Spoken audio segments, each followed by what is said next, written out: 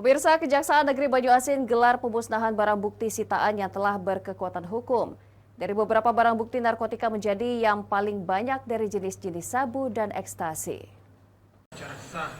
Pemusnahan barang bukti atau benda sitaan tindak pidana yang telah berkekuatan hukum tetap oleh Kejaksaan Negeri Banyuasin bersama para pejabat di lingkungan Kabupaten Banyuasin.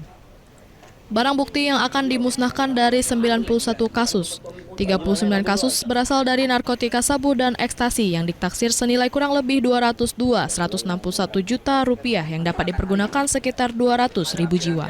Sehingga sangat jelas saat ini narkotika akan menjadi musuh dan ancaman utama dan tersebar bagi warga terutama generasi muda.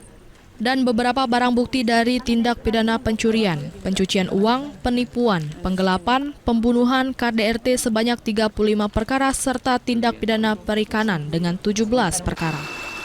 Pemusnahan barang bukti yang dilakukan sudah berjalan sesuai dengan prosedur hukum. Jenis narkotika menggunakan blender yang dicampur dengan air deterjen, kemudian dibuang ke septic tank. Beberapa barang bukti lain dibakar dan dipotong hingga semua barang bukti tidak lagi dapat digunakan. Ini kita gunakan barang bukti berupa narkoba sebanyak 577,603 gram itu ya.